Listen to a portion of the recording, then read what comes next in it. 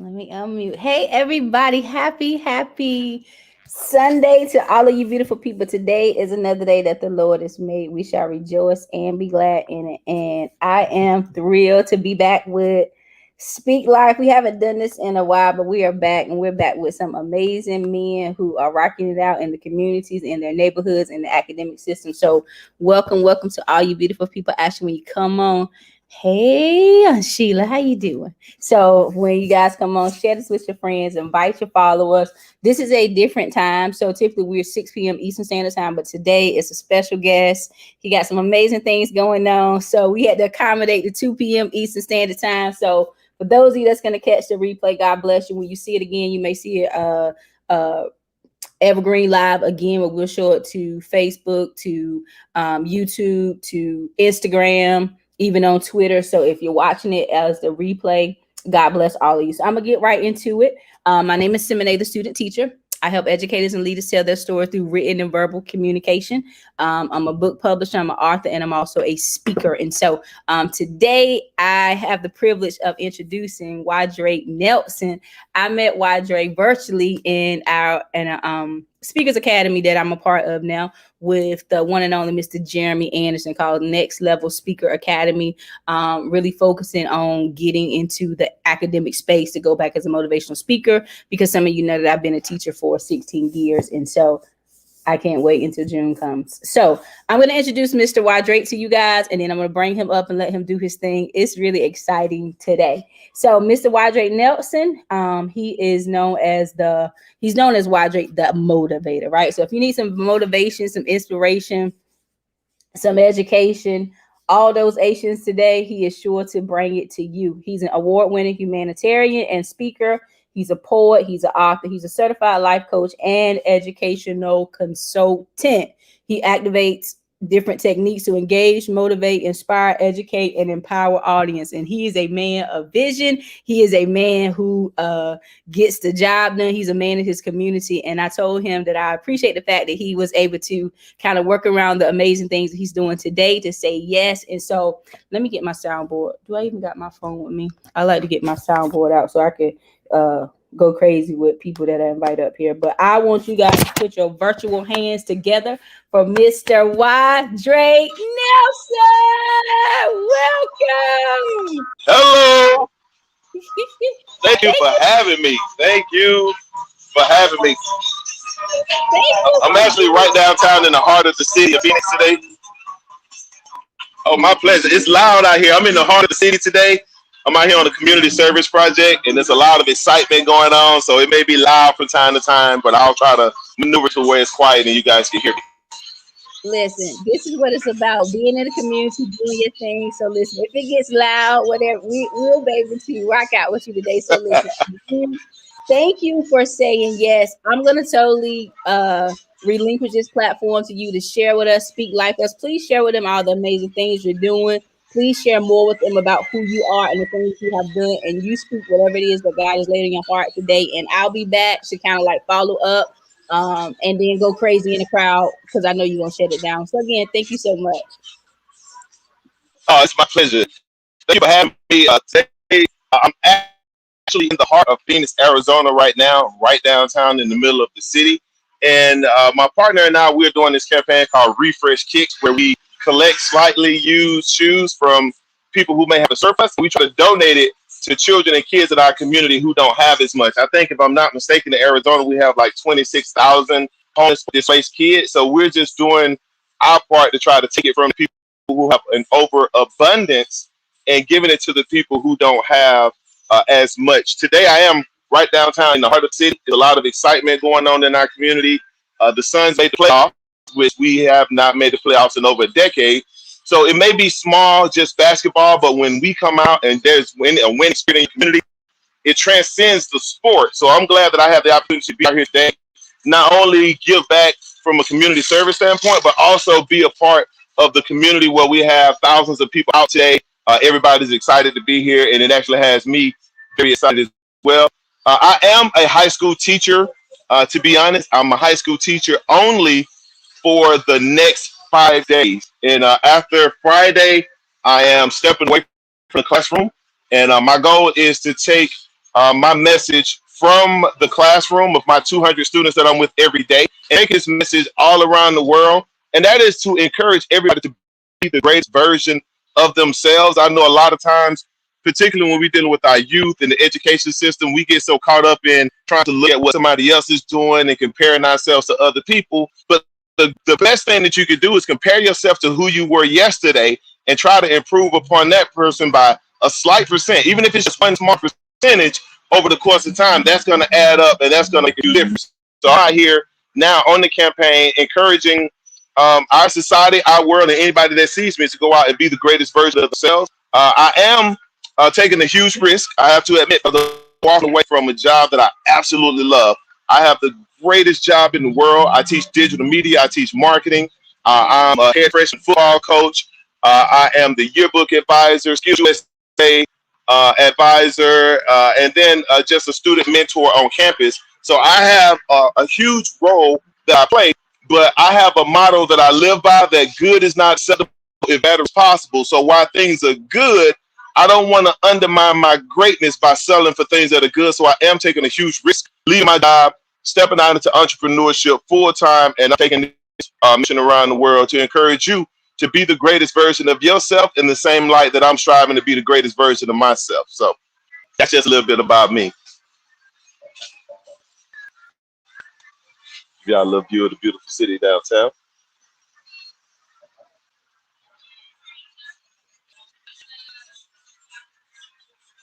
Florida, where we at? Because I could talk about me all day, but I really want to make sure I add value to our listeners out there too. Listen, I love that the fact that you have decided to take that risk and say, "Listen, I'm gonna go out 100%. I'm gonna go all in on this because I'm in a very, very similar situation than you." And it's like, you know what, you can make a great impact. And I've looked at it like this: like, I can make a great impact with the students that I teach. Mm-hmm. 100 students a year. But if I'm able Yes. to go to various schools to talk to various educators, that's going to triple, double. That's 100 times more students and educators that we're able to reach. And so I say congratulations on taking that step to go to the next level. Congratulations on, I appreciate even, it. are you welcome? Even being a black male in the academic space, because it is not a lot of black men who are No, teachers. no, it's not a lot at all. And one thing that I wanted to do is I didn't necessarily. I'm a teacher at heart, and I always be a teacher. And I wanted to Yeah. serve the teachers because I realized teaching is a difficult job. It's one of the hardest jobs I've had, to be honest. The amount of decision making you go through, the level of responsibility that you consistently have, the amount of different hats that you wear as an educator, from being a coach, a father, a brother, a niece, a nephew. So it's so many different roles that the educators play, and it is a tough job. It is a very tough job. The one thing I wanted to do was I wanted to empower teachers and empower educators. I read when I first got into education, Arizona was ranked 51st in teacher satisfaction. We were at the bottom. So my mindset was like, man, that means that we have the most opportunity than any other school system in the country. We have the most opportunity to go from 51st to first. So one thing I really want to do is put a lot of energy on encouraging and empowering our teachers, because without teachers, we wouldn't even have any other profession out there. You have to go through a teacher to get to anything else that you want to do. So one thing I want to do is I'm leaving the classroom, but it's really to be able to serve teachers and education differently, because I still want to make sure that I'm there to support my teachers, that I'm still bringing motivation and inspiration to them, and not just on my campus, but to any school system around the country that will allow me to come in, share my principles with them, share my experiences with them. Then I would love to come in and be of service to the school. And to be honest, y'all, it's really difficult, for me to walk away from a job. I won Teacher of the Year last year. So I literally went from a part-time substitute to Teacher of the Year in about 4 years. So for me, there was a lot of things that I learned, not because I was such a great teacher, but because I made a lot of mistakes along the way. And I want to be able to say, hey, these are some of the principles, the things that I've learned that made me successful. These are some of the things that took away from my greatness. So that way I can help teachers become better versions of themselves and help teachers become more motivated and more inspired, because they're motivated motivated, they're inspired, then that's going to transcend into the students.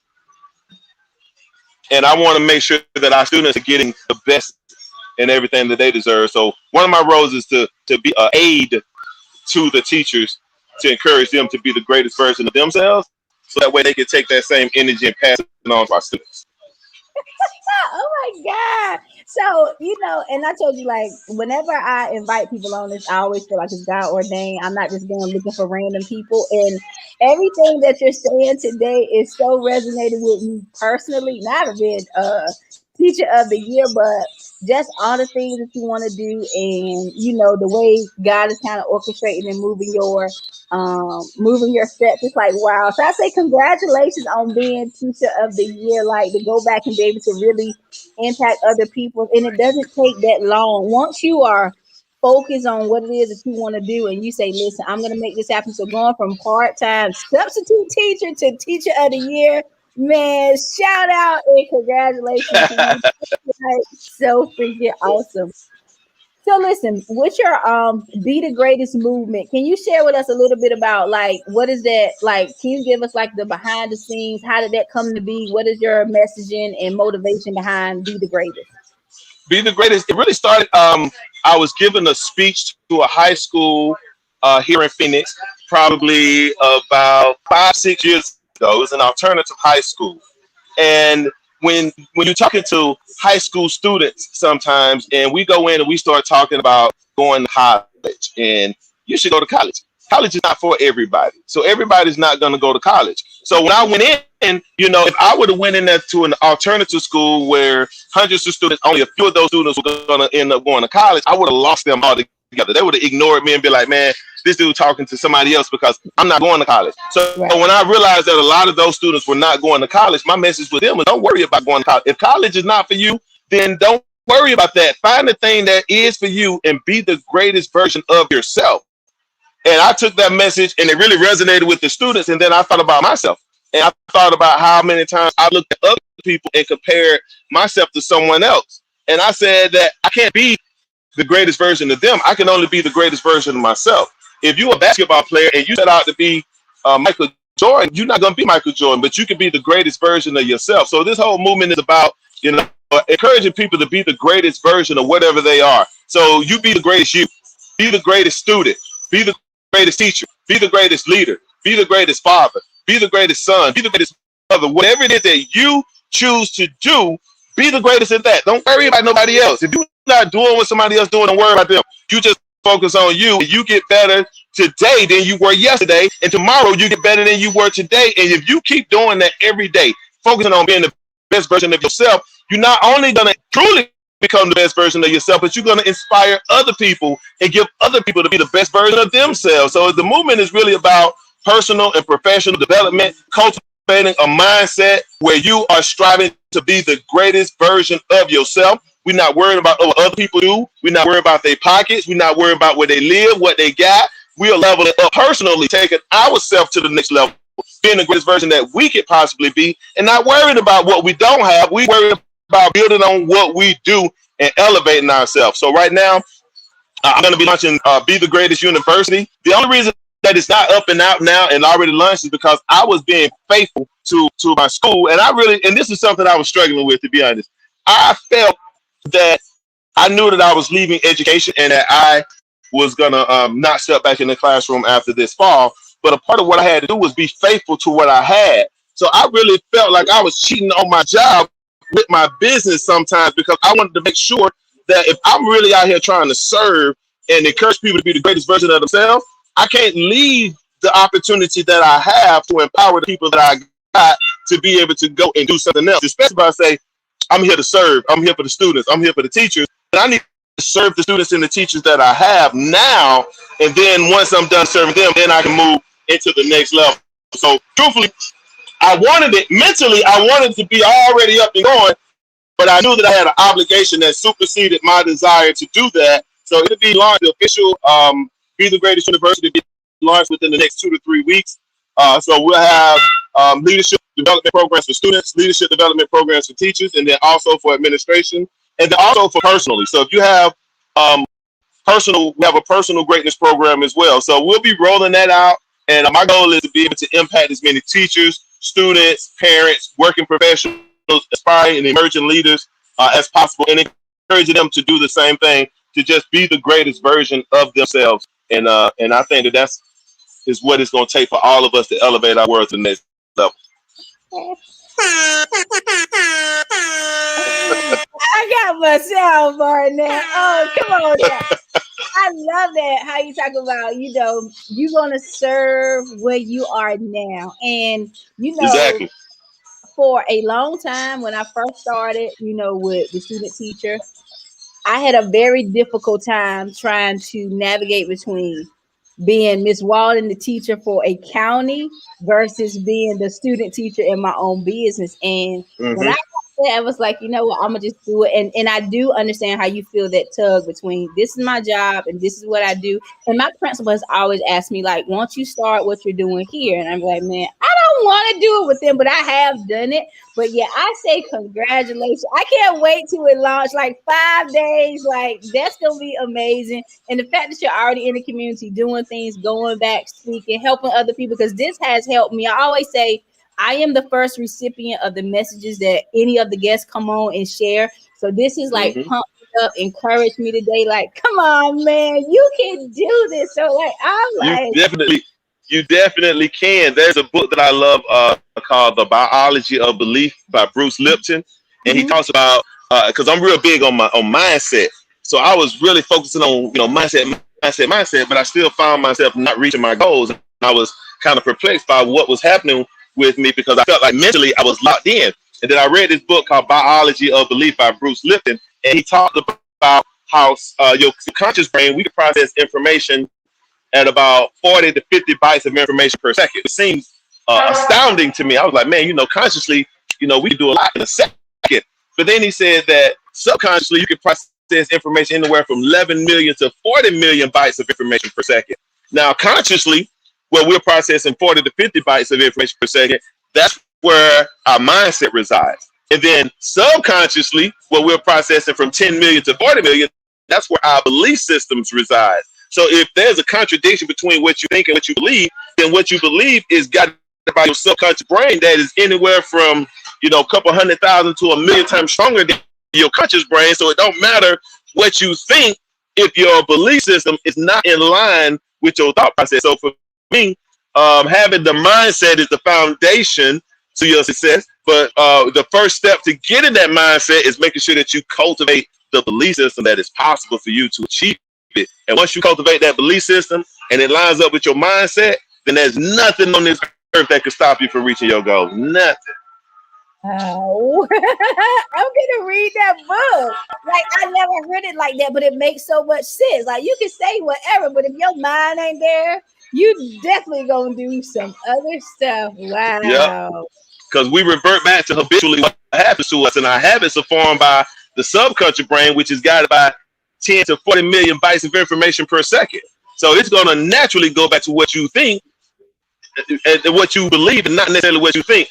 And that's what a lot of us go wrong at. Is and I talk about this in my new book that I have coming out called "Cultivating a Motivated Mindset." And the first step to cultivating a motivated mindset is working on your belief system and your self confidence within yourself. Because if you don't believe in yourself and you don't have self confidence, then the cultivating of the motivated mindset is out the window. It's already done. You can't do it.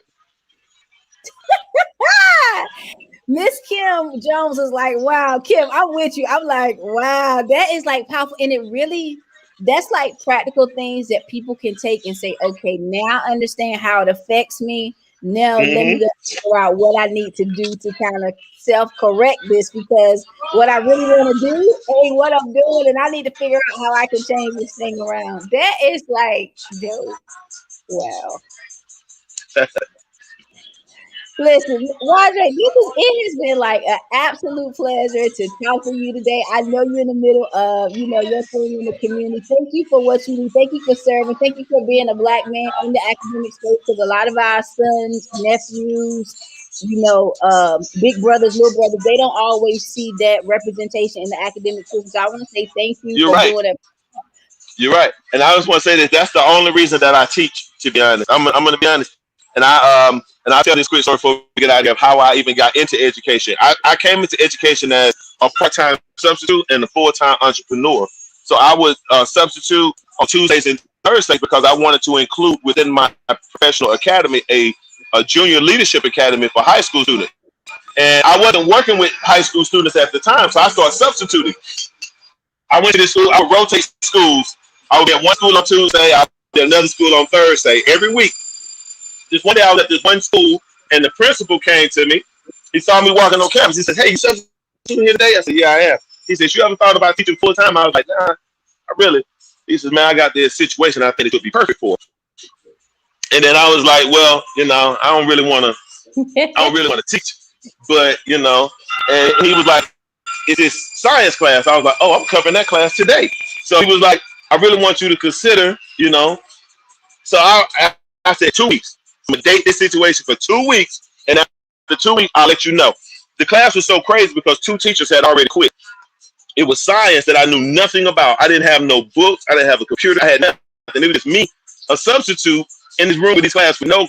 I have a master's in education, but it's an adult education and corporate training. So I didn't know the high school world like that. I didn't even know what an IEP was until I was in my first IEP meeting. And this just keeping it 100.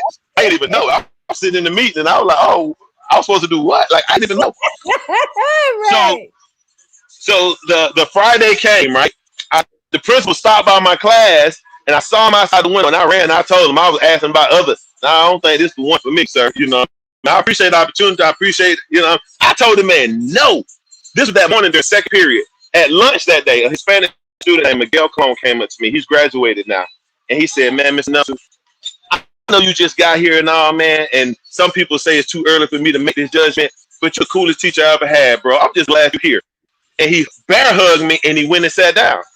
About 30 seconds later, another student, a black student, his name, we called him Turtle. His name was Dominic Thomas. He's graduated now as well. Turtle came in. He said, "Man, Mr. Nelson, it feels so good to come to class and see a teacher who's black, who's cool, who got swag, who know what's going on." He said, "Bro, I'm just so glad that you're here." And he hugged me, and he went and sat down. So, and this is the worst class that I had. Terrible class. It was like the Lean on Me movie. First day I walked in, I saw students bent over, they shoot dice, they throw a paper airplane. It was like that. It was like a movie scene. And these were the students who were saying, "Man, I'm glad you're here." And I realized in that moment that my place in education wasn't about me. It was about serving those students who needed to see somebody like me in that space.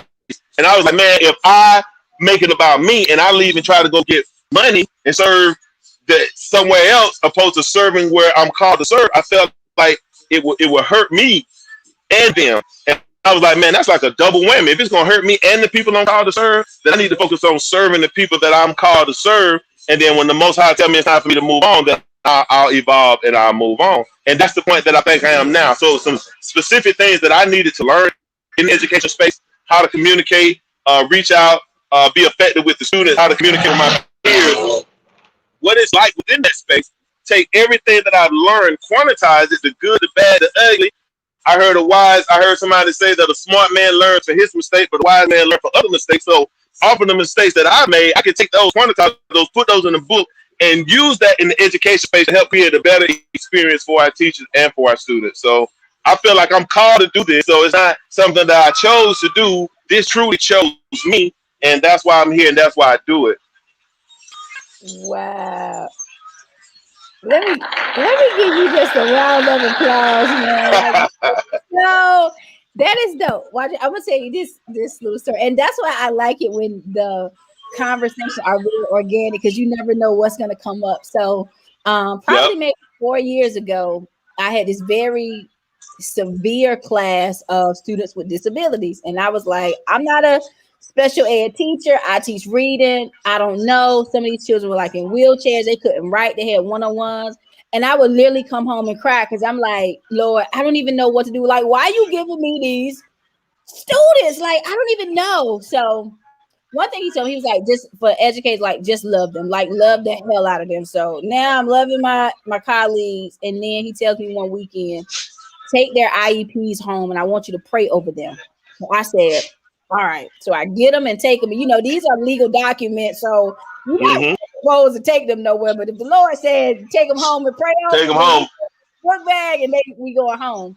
So it's like When they say Sunday. obedience is greater than sacrifices. That's right.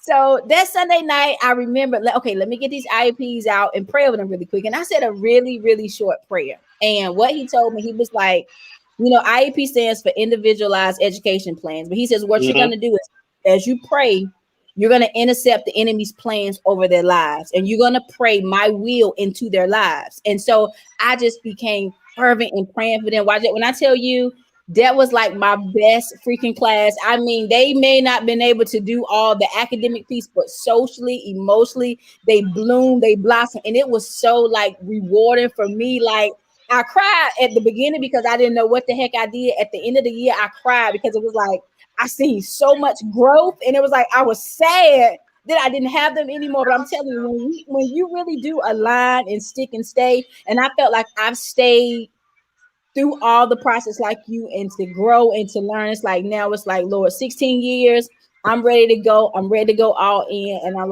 excited to see what's going to happen too. So again, thank you. Like I am so happy we was able to connect, and I'm so happy that you was able to come out today and share your message. You are welcome to come back to this platform anytime you want. Anytime you got something going on, let me know. I will bring you up. I will share your stuff out. So again, thank you so much for Thank saying you. yes. Thank you. I appreciate it. I do have as a matter of fact, I have a gift for anybody who's listening. I do have I have this book. It's actually a program that I created, and it's built off of an ebook called S.T.E.E.R. And S.T.E.E.R is a cognitive reconstruction process that I developed to help people deal with stress and anxiety and stuff like that. So if you go to BeTheGreatest.info, then you can actually go in and view a copy of the S.T.E.E.R method, and that's an ebook that I have available. So if anybody out there that's listening, then BeTheGreatest.info, and you can get a copy of my ebook, S.T.E.E.R. All right. YJ, let me know if I put this right in the comments. Be the greatest.info. Is that right? Yes, ma'am. That's it. BeTheGreatest.info. Listen, go be the greatest. Go and download YJ's information. Follow him. If you, for the educators, the parents, the principals, those of you who are empowered and make decision makers, and influencers, listen. You have a brother right here who is doing this thing. He's in the community. He got the experience. He has a heart for teachers. He has a heart for children. He's making a difference. So listen, if you're looking for another amazing speaker, book him, hire him so he can come to your city, your state, district, and rock out with you. So YJ, again, thank you so much. I will let you have the closing words. Guys, go and follow him. You can go and see his information. I put a YouTube video of him when he was on the news. So watch a video, share his information out so we can get this brother up and going. When the school year start, he'll be like, man, I can't take no more requests right now. I'm booked for the rest of the next year. Hey, I'm receiving that. I am receiving that. Yeah, receive that, man. So listen, I'll let you have the last words. And again, thank you so much for saying yes today. It's absolutely my pleasure. First of all, thank you. And anybody who took the time to tap in with us today and listen, we appreciate you so much. And I just want to encourage everybody to just focus on being the greatest version of yourself. I know it can be difficult sometimes when you're looking at other people who are reaching the heights of success and you feel like your time is coming. Your time is coming, but you have to stay faithful. You have to be patient, and you have to make sure that you focus on being the greatest version of yourself and not focus on anybody else. And if you do that, I promise you this: if you focus on being the greatest version of yourself, you will reach the heights of greatness. But don't be out there comparing yourself to nobody else. Compare yourself to who you were yesterday.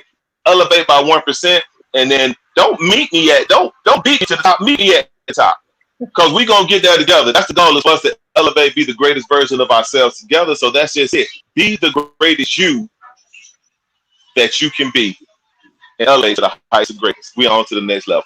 And that's how you shut it down for another level of Speak Life. Listen, God bless all you for tuning in. YJ, God bless you. I'll be reaching out to you continually, keeping up with what you're doing. Thank you so much. I pray blessings over you guys who drive. Let me know the next time y'all have it, because I'm a sneaker woman. I love sneakers. So I got a few pairs that I could. Oh man, I wish you could send them, because I'm about to go. I think I have about 50 pairs in my trunk right now. I'm about to go pop the trunk, and then we're right here. This is actually a nightclub downtown. But today we turn it into a community service venue where we bag up lunches for the homeless, and then we collect the shoes for the homeless kids of our community today. So shout out to Club Monarch downtown Phoenix, man, that allow us to use the facility not only just for people to come out and party, but also so we can have a venue where we can give back to our community and help invest in our community and make it better. Wow, that is so dope. Like we ain't partying today, we party in a different way. I love that. So Yeah. man, keep doing what you're doing. God bless you. And we will talk again soon. So guys, all of you who are on today, God bless you guys. Peace out. Go and enjoy your day. We rooting for the Phoenix Suns to Let's win. go. I know they got a tough one today. It's a lot of people out in the city all around today, so it's gonna be a tough one. They got the Lakers, but I feel like we already won. We got people out, they smiling. You know, we trying to beat this pandemic. I feel like we already winning right now. So win, lose, or draw, we already winning. Yeah, and LeBron is not gonna stop now, shine. All right, guys. Good day, good night, good evening. Bye, Wadre. God bless you. Thank you for having me. You're welcome.